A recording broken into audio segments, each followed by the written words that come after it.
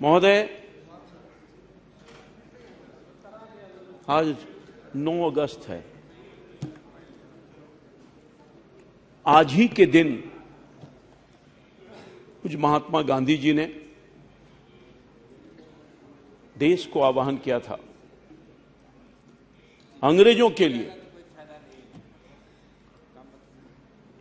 अंग्रेजों को भगाने के लिए क्विट इंडिया मूवमेंट की शुरुआत की थी। अंग्रेज भारत छोड़कर चले गए, देश के आवाम कंपेल कर दिया और चले गए, परंतु भारत में अंग्रेज तो चले गए, मगर भारत में शोषित, पीड़ित, गरीब, दलित और पासमानदा समाज को छोड़ के चले गए। महोदय, आजादी के अमृत काल में एक नए इंडिया गिरोह पैदा हुआ है, नए इंडिया गिरोह पैदा हुआ है, जिसके माननीय सदस्य हैं अभी जो बक रहे थे, जिसमें कौन लोग हैं, इसमें कौन लोग हैं इस नया इंडिया गिरोह में? भ्रष्टाचारी, दुराचारी,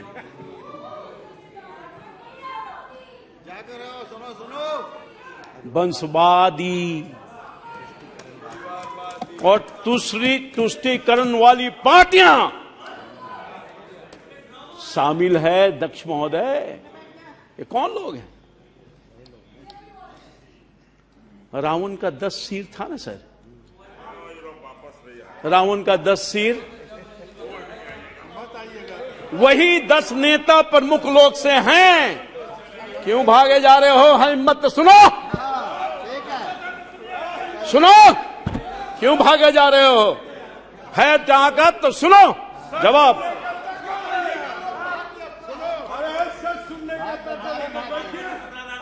यही रावण के 10 सिर वाले नेता लोग हैं जो बैठे हैं, इंडिया वाला जो लोग हैं।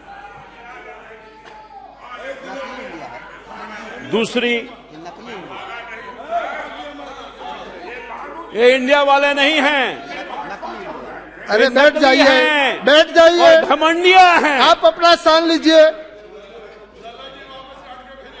दूसरी तरफ, अरे ललन जी डांट के भगा दिया, जाओ नहीं तो नौकरी खत्म हो जाएगी। ये सब नौकरी करने वाले लोग हैं, अपना कोई अस्तित्व है क्या?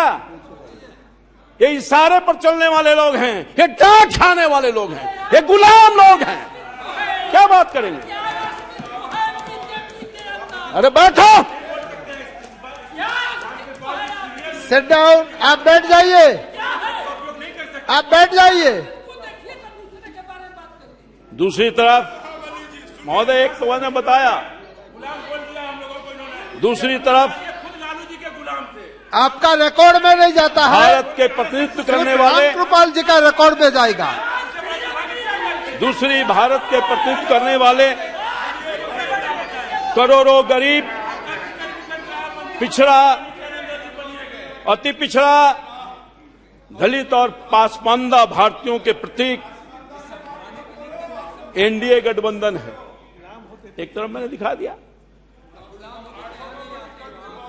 जिसके एकमात्र सम्मान नेता देश के गरीब का बेटा, देश के पिछड़ा का बेटा नरेंद्र मोदी। यह है फर्क, यह है भारत और इन नए इंडिया गिरोह में फर्क महोदय। जो घमंडिया गिरोह है, इसमें कौन लोग हैं? भ्रष्टाचारी, परिवारवादी और तुष्टीकरण करने वाले लोग हैं। ये फर्क है। वैसी परिस्थिति में दशासन, अरे आप बार बार खड़े ना हो जाइए, के खिलाफ आप बार बार क्यों खड़े होते हो? आज का दिन 9 अगस्त, बैठ जाइए। क्विट इंडिया मूवमेंट की शुरुआत की है, इसमें हटाना है, आप बार बार भ्रष्टाचारियों को हटाना है, सिट डाउन। आप अपना तुष्टीकरण वालों को हटाना है, और वंशवादियों को हटाना है। इसके लिहाज से हम लोगों ने प्रारंभ कर दिया।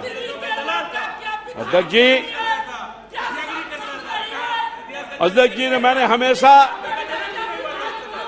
भारत वाली राजनीति की है, इंडिया गिरोह वाली राजनीति कभी नहीं मैंने किया अपने पूरे जीवन के 40-45 साल के काल में।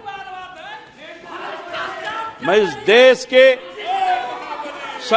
सबसे बड़ी महापंचायत टिकट आपका निश्चित है, टिकट निश्चित है, आज के सेक्शन पर टिकट निश्चित है। Don't worry.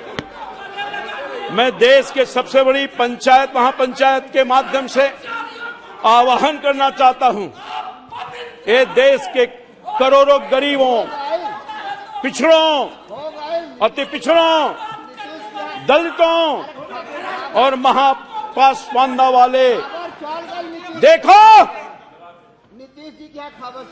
भारत के नौजवानों, ये परिवारवादी, भ्रष्टाचारीवादी, तुष्टीकरणवादी वाला घमंडी गिरोह तुम्हारे खिलाफ अविश्वास का प्रस्ताव लाने का काम क्या है महोदय? देख रहा है विनोद, अविश्वास का प्रस्ताव क्यों लाया है? पता है ना? क्योंकि तुम्हारे समाज में, तुम्हारे समाज का बेटा नरेंद्र मोदी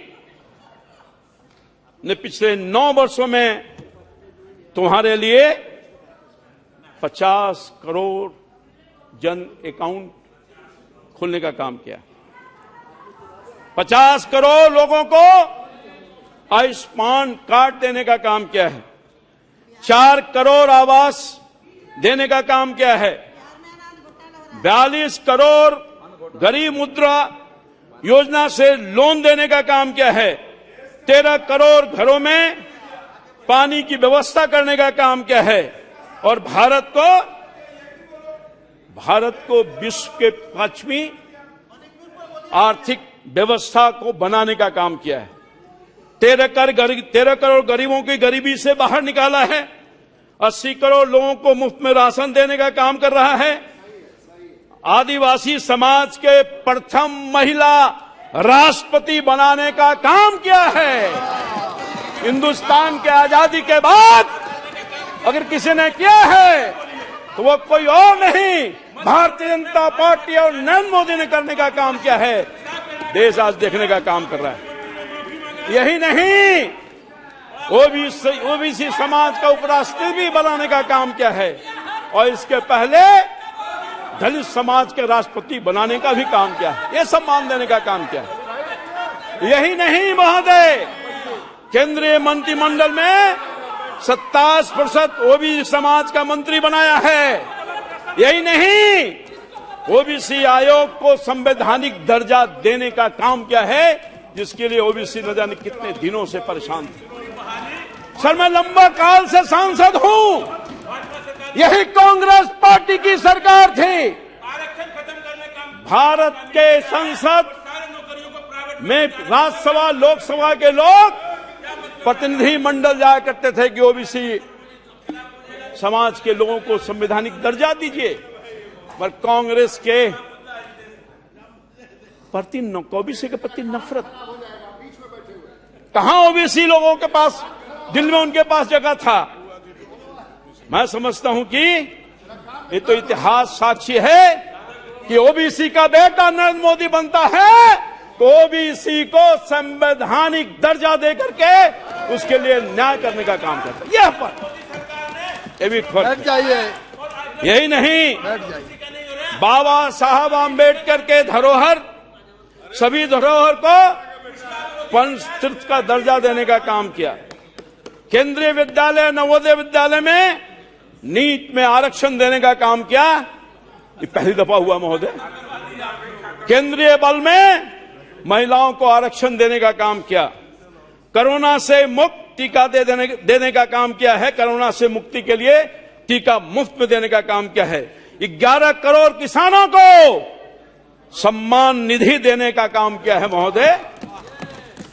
वर्ल्ड क्लास सुविधा से लैस रेलवे स्टेशन देने का काम किया है। एयरपोर्ट देने का काम क्या है, हाईवेज देने का काम क्या है, हाईवेज देने का काम क्या है, और वाटर वेज भी देने का काम क्या, यह है मोदी की सरकार। यह है तो मोदी की सरकार। अरे मोदी को कहां से निकाल दोगे? मोदी तो हिंदुस्तान के 140 करोड़ लोगों के दिल में बैठा हुआ है, जिसको हिंदुस्तान का गरीब आदमी, मोदी का गरीब आदमी आज एक स्वर से कह रहा है। क्या कह रहा है? मोदी मोदी मोदी मोदी। चारों तरफ हिंदुस्तान के कोने कोने से आवाज आ रही है, मोदी मोदी मोदी। अरे क्या करोगे तुम? घमंडिया लोग कुछ नहीं कर सकते हो। तुम्हारे चाहने से भी मोदी का कुछ बिगड़ने वाला नहीं है। क्या बात करोगे तुम? मोदी के खिलाफ बोलेगा तो वोट नहीं मिलेगा इन लोगों को। अभी मैं आ रहा हूं इन लोगों पर, ध्यान रखिए। एक एक पाई का इनको हिसाब दे दूंगा। मैं आ रहा हूं, एक एक पाई का मैं जानता हूं, जदयू के लोगों को जानता हूं, इनके नेताओं को जानता हूं। ये क्या बताएंगे? ये सब हमसे जूनियर लोग हैं सर, ये सब जूनियर लोग हैं। क्या बताएगा? कई लोग हमारे नेतृत्व में काम किया है, क्या बोलेगा? इनके नेता ललन सिंह क्या बोलेंगे? मैं उनका पर्दा उखाड़ कर फेंक दूंगा आज। क्या बात करें? अभी आने दीजिए। वाटर दे दिया, मैं बोल रहा हूं, वर्ल्ड क्लास सुविधा दिया, railway station, airport, highways, waterways, लेकिन सर भ्रष्टाचार नहीं किया सर। इतना सारा कुछ काम दे दिया जिसका मैंने जिक्र किया देश की जनता, गरीब लोगों के लिए, और भ्रष्टाचार नहीं किया, तुष्टीकरण नहीं किया, भाई भतीजावाद नहीं किया। अरे मोदी का कोई है तो हिंदुस्तान का 140 करोड़ लोग है। मोदी अपने लिए क्या करेगा? मोदी तो फकीर है, खाली हाथ आया था और खाली हाथ ही चला जाएगा। मोदी को ये लोग कुछ नहीं बिगाड़ सकते। और यही नहीं, अरे मोदी तो फकीर है और देश का तकदीर है। इस तकदीर को तुम लोग क्या कर सकोगे यार? तुम लोग क्या कर सकोगे? मोदी ने नारा दिया, सबका साथ, सबका विकास, सबका विश्वास और सबका प्रयास के सिद्धांत पर चल रहा है।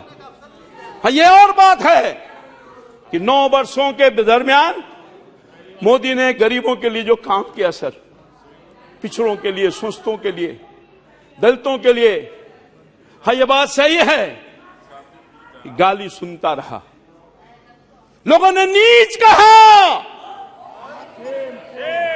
लोगों ने नीच कहा, फिर भी सुनता रहा, मौत का सौदागर कहा, फिर भी सुनता रहा।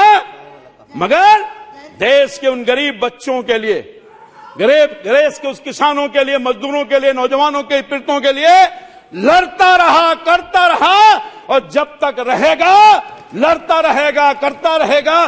जितना भी गाली देना है दे दो, मगर हम कभी पीछे गरीबों के आंख के आंसू को जब तक पोंछ नहीं देते, तब तक उनको आगे नहीं बढ़ा देते, तब तक हम चैन से बैठने वाले नहीं। मोदी ने ये कहा, गाली देना है दे दो, दर्द है,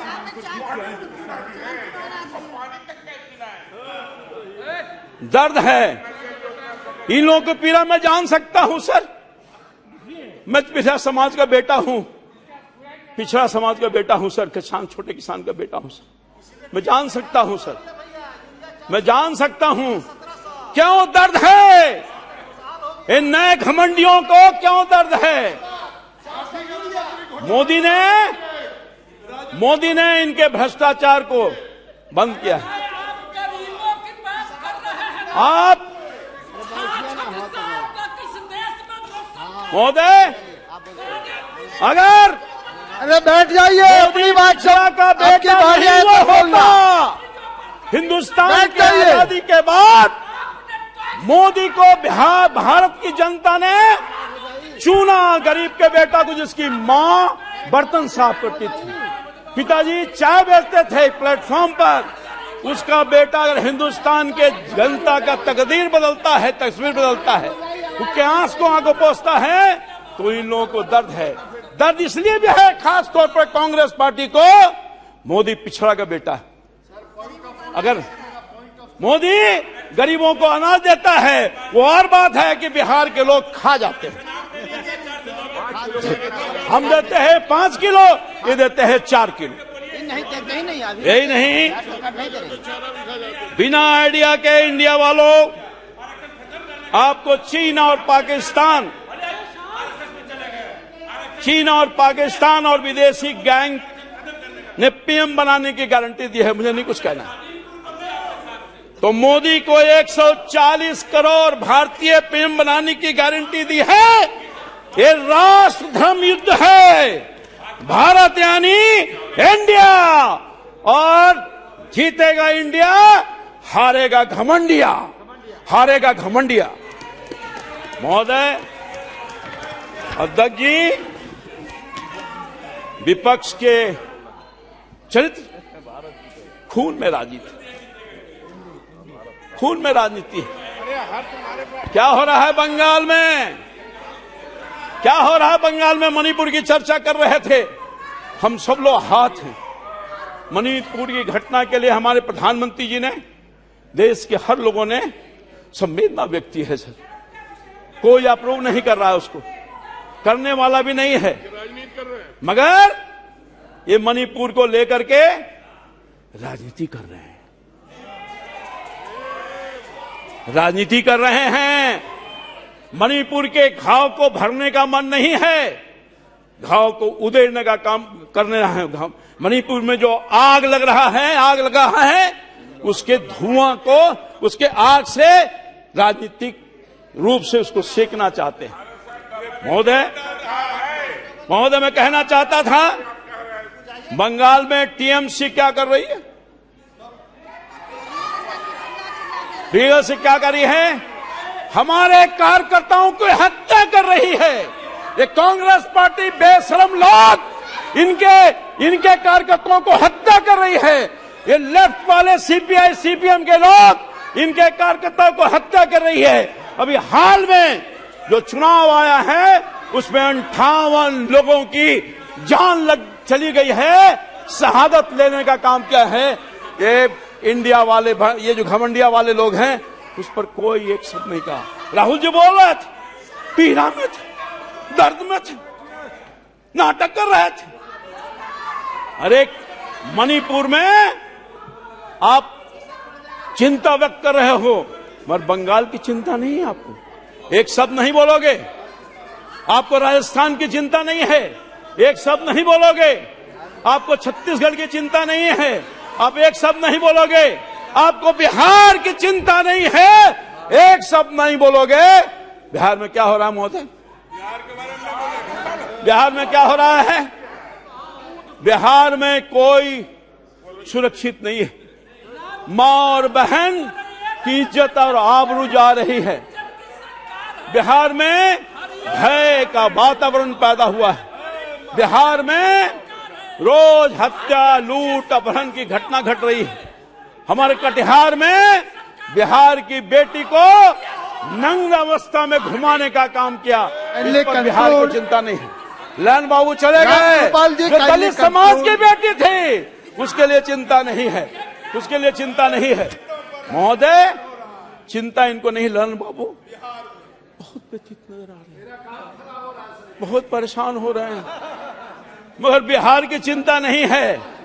बिहार में जो क्या हो रहा है महोदय? बिहार में लोकतंत्र खत्म हो गया है। ये नौकरी की बात कर रहे हैं, नौकरी की बात कर रहे हैं। नौकरी 10 लाख देने की बात कही गई थी महोदय। एक नेता ने कहा, इनके नेता ने, जिसके लाइन में हैं, कि हम आते के साथ अपने कलम से पहले कैबिनेट में 10 लाख लोगों को नौकरी देंगे सरकारी। वो कहां गया नौकरी? वो कहां गया? कृपाल जी समाप्त कहां गया? जुमला की बात कर रहे हैं, ये हमारे नेता के बारे में जुमला की बात बोल रहे हैं। वो नौकरी कहां गया? पेनवा भुला गई, पेनवा भुला गया है जिससे आपने कहा था कि नौकरी देंगे एक झटके में, पेन भुला गया।